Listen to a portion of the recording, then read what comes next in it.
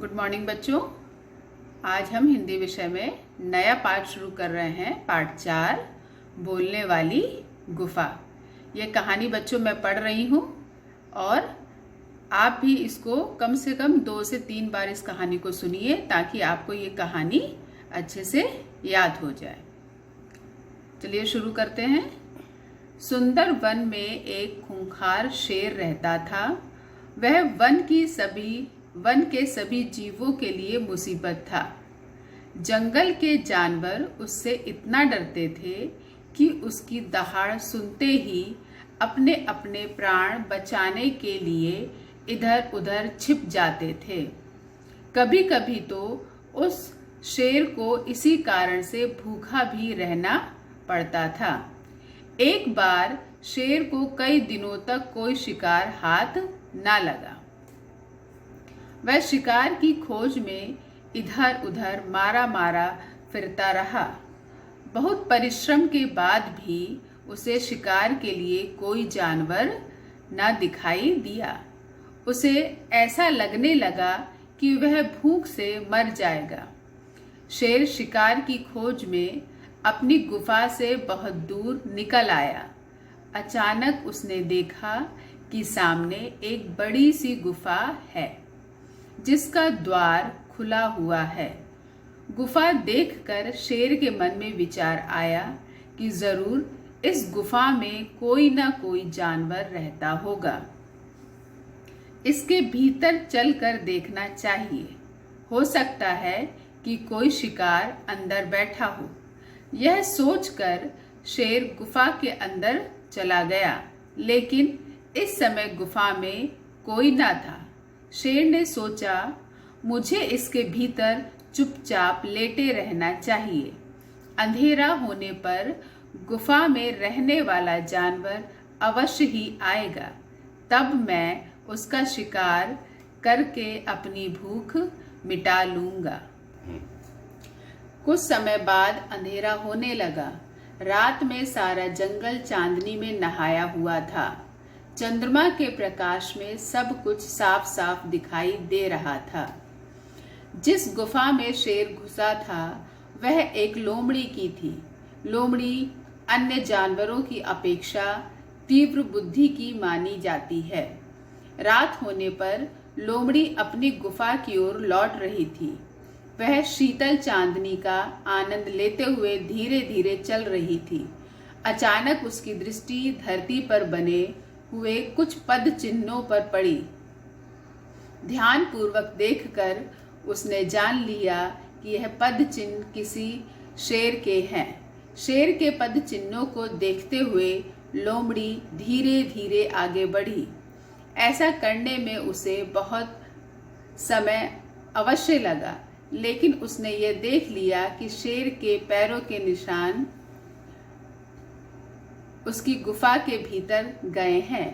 उसे आभास हो गया कि उसकी गुफा में शेर बैठा है, क्योंकि गुफा में शेर के पंजों के जाने के निशान तो थे, लेकिन बाहर निकलने के निशान कहीं भी नहीं थे।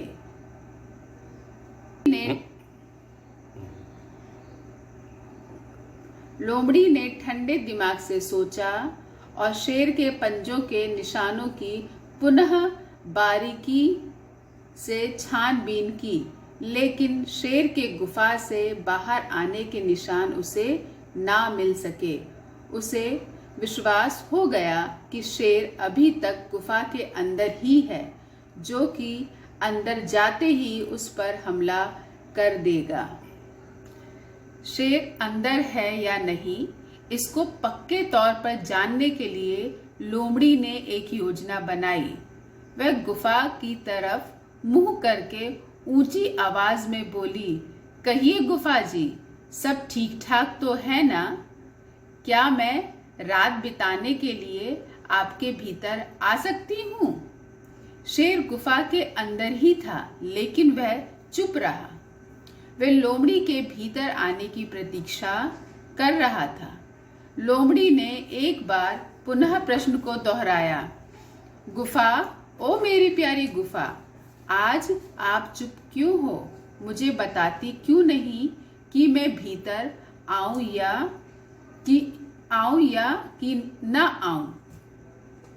पहले तो कभी भी आप इस तरह शांत न रहती थी। एक बार के पूछने में ही आप उत्तर दे देती थी। आज आपको क्या हो गया है? जब तक आप मुझे अंदर आने के लिए ना कहोगी तब तक मैं भीतर नहीं आऊंगी। लोमड़ी की बातों को सुनकर शेर असमंजस में पड़ गया। वह यह नहीं सोच पा रहा था कि अब क्या करें। वह चुपचाप अंदर ही बैठा रहा। लोमड़ी ने दोबारा गुफा से दूसरे तरीके से बात करने की सोची। इस बार उसने कहा, मेरी प्यारी गुफा, आपके चुप रहने का रहस्य मैं जान रही हूँ। आज भीतर अवश्य ही कोई खूंखार जानवर बैठा है, जिसके कारण आप मुझसे बात नहीं कर रही हो। अच्छा, तो मैं चलती हूँ। शेर को लगा कि शिकार हाथ से निकल रहा है।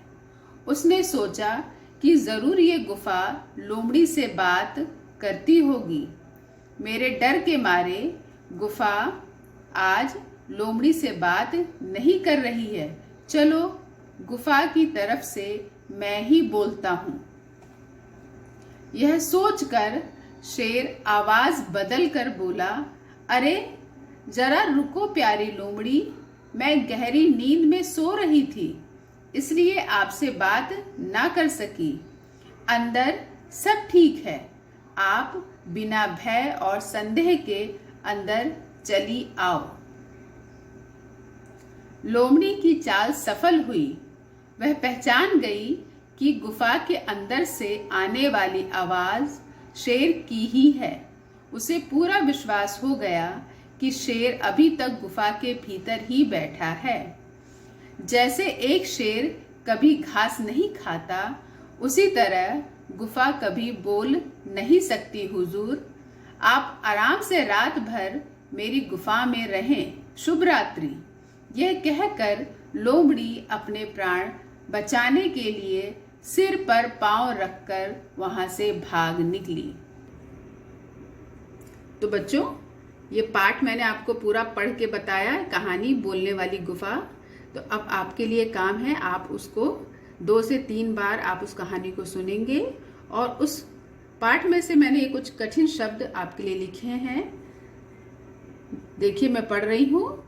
खूंखार, अपेक्षा, ध्यानपूर्वक, असमंजस, रहस्य, पद चिन्ह, दृष्टि, शुभ रात्रि, प्राण, प्रतीक्षा। तो बच्चों, ये शब्द मैंने कठिन शब्द जो है पढ़ दिए हैं।